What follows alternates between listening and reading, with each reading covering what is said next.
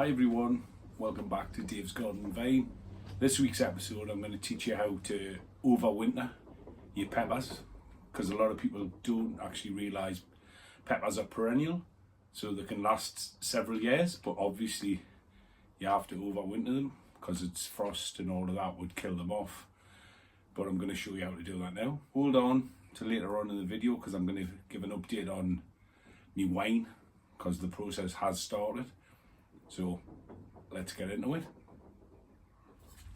So first of all, you've got to select a plant that you want to overwinter.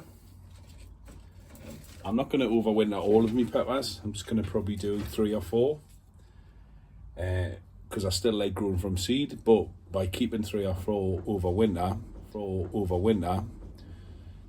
it gives you a head start next year because you've got plants that are already grown. So yeah, so I'm going to take this one. So first of all, I've got to take it out of the pot, not the pot, the grow bag. Get these clips off. There we go. So that's off. So that's stick out of the way. And I'm going to get as much as the root ball up as you possibly can. Go. Get rid of that stick. I'll just cut it. So that's the one I'm gonna overwinter. So let's take it over here. So I'll just have a quick drink of coffee before.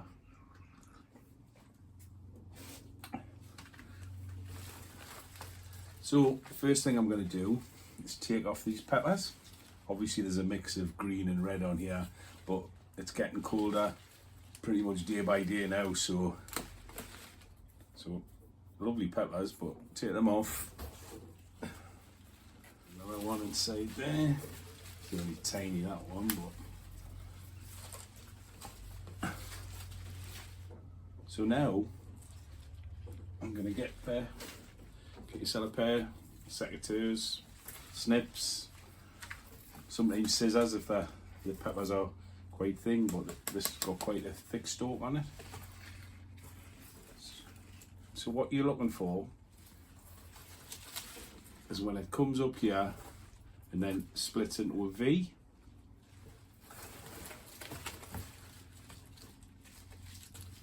So take them off, and it looks quite brutal. So yeah, again, I'll just show you there. Comes up, splits off to a V, so take off everything on the other sides.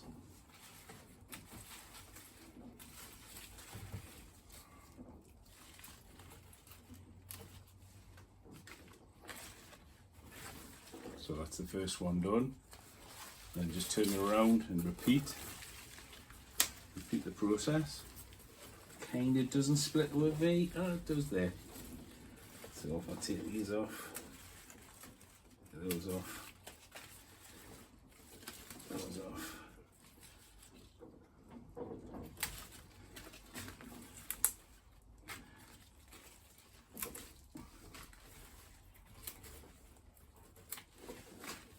And take that as the V.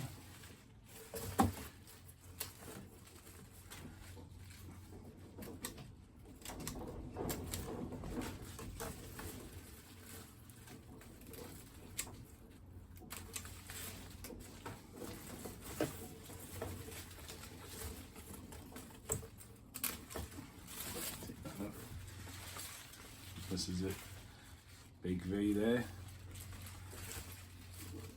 Take it off here.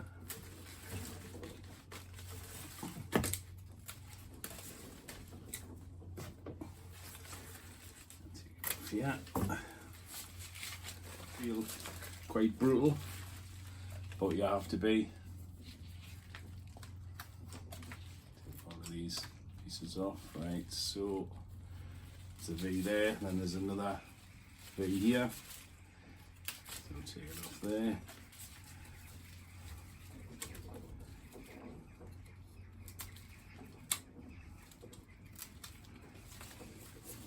And don't worry if you cut it in the wrong place, it's not going to be massively because you're already being quite brutal, so a slight snip in the wrong place isn't going to have too significant damage.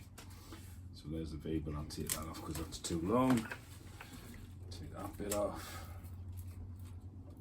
Take that bit off. Right, and that's what you're left with. So you can see there's a V, there's a V, there's a V. Oh, take that one off. There's a V, there's a V. So that's basically what you want left. I'll take that off because that's just a stem. Okay. So once you've got that, I've got a bucket of water here and I'm going to wash as much of the root stem as I possibly can, just to clean away all the soil, in case there's any nasties in it, any bugs or any mites or anything that might cause it to not overwinter properly.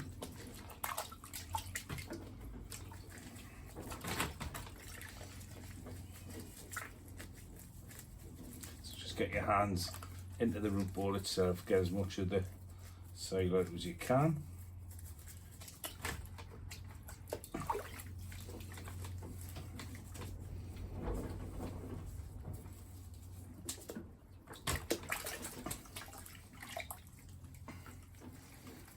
And you're looking to get something like that. So a few bits of soil in.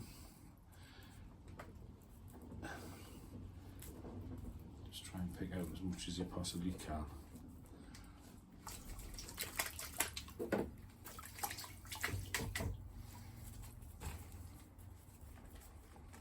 Okay, so I'm going to put it probably like a 2 litre pot.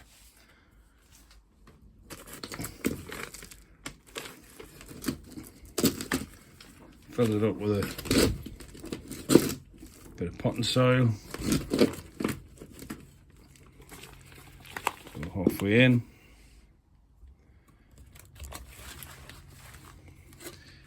Take your cleanly washed root ball. And obviously, like I say, it's all nicely trimmed off into the V's. Pour it in.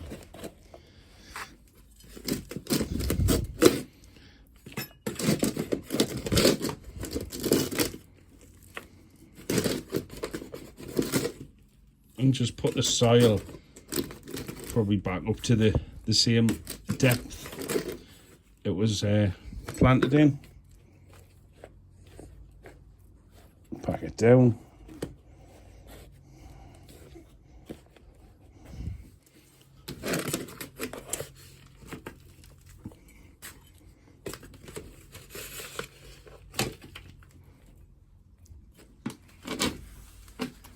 There we go.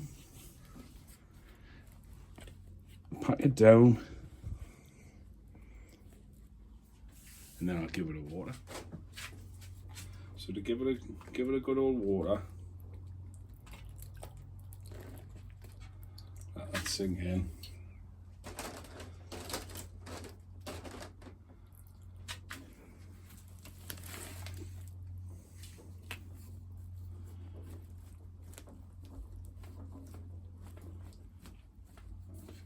In.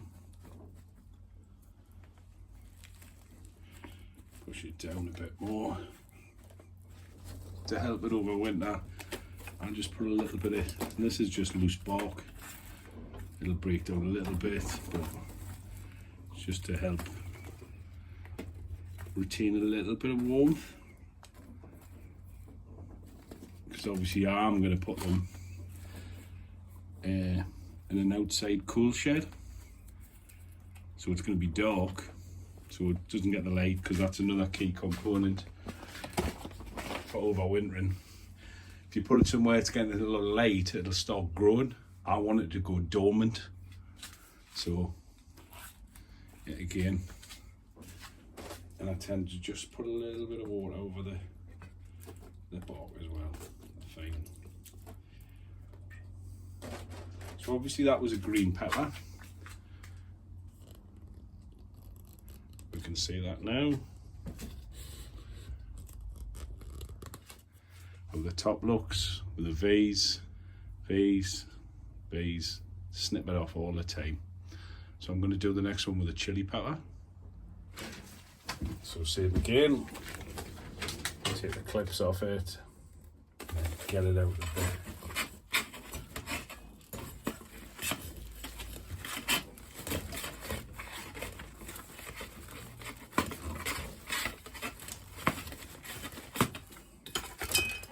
Take the cane out, get that out. There we go. So yeah, again, tap some of that soy off and take it back over. So same again, you want to take the peppers off. Some of these are starting to go, some of them are still green. Good one there.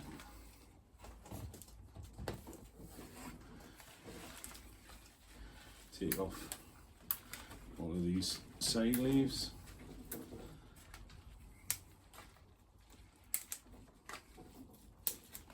So here, I've only got, there's a V, and then it splits off there. So, same again, get your snips, follow the stalk up from the main stem, where it V's out, take that side off, take that side off, look at this one, take that off, take that off, cut that off the back. Okay, so you can see there, and splits, that's what you're looking for on each one.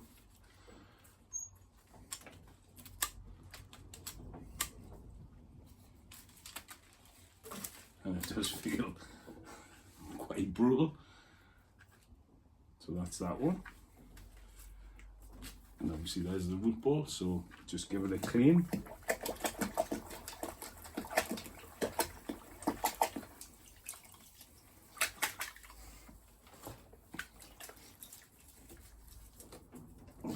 That dirt off as you possibly can, and that's just to prevent any sort of disease that might have been in there from it hampering its overwintering process. So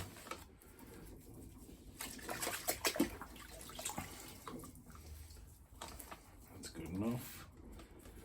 So there you go. I'll take that bit off there, take a few bits off the end. And then we'll get that in the soil. Put a little indent in, get it in, and fill it around it.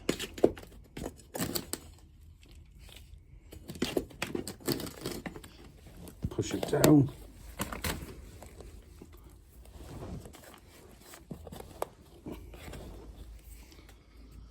There we go. I'll take it up and water it. So fill it with some water.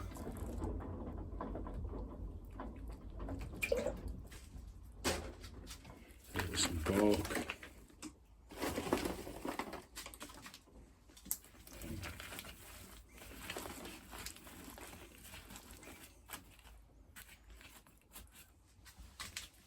That's another one ready for overwinter. So the last two I did were quite well established peppers, and a chili pepper, a sweet pepper. So I'm going to do, I've got two plants right on the end here that were growing late, and they've kind of are just only small, but I'm going to see if I can overwinter them.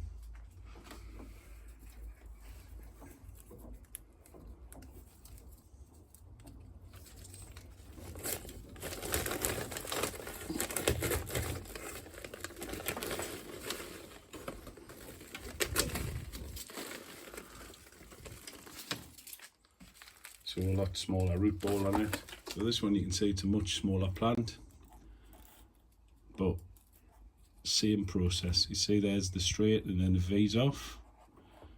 Take it to there, snip that off.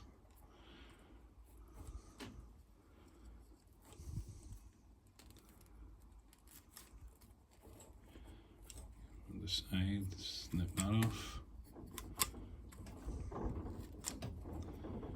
So that one's done. Turn around. Yeah, again you can see it there.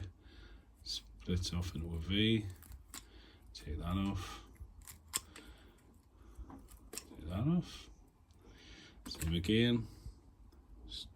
V. Take that off.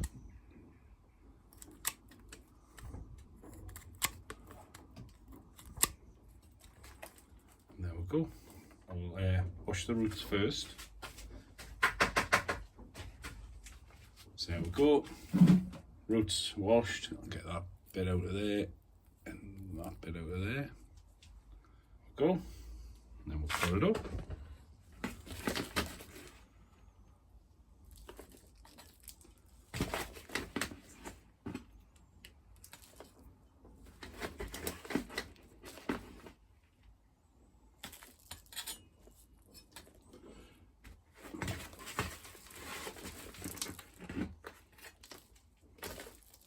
Go. Push it down.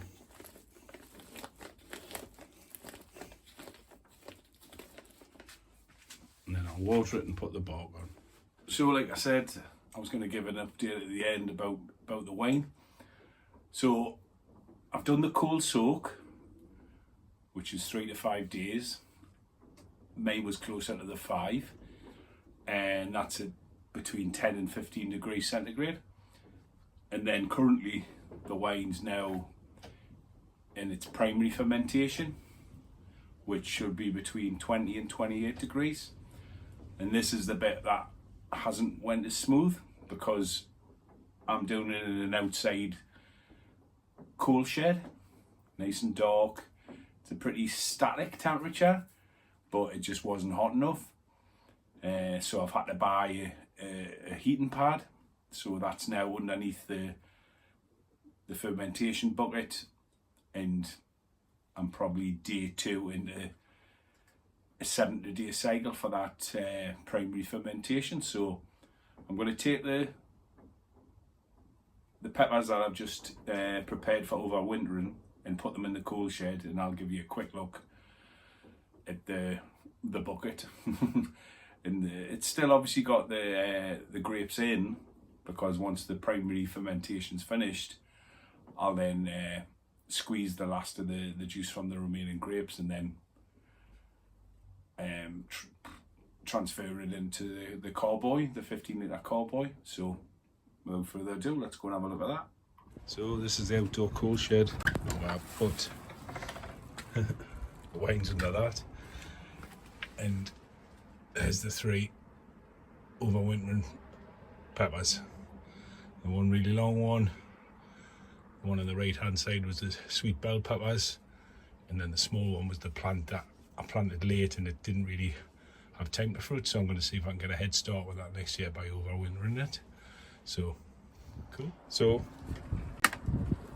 you can see there the bubbles are starting to form now, so the primary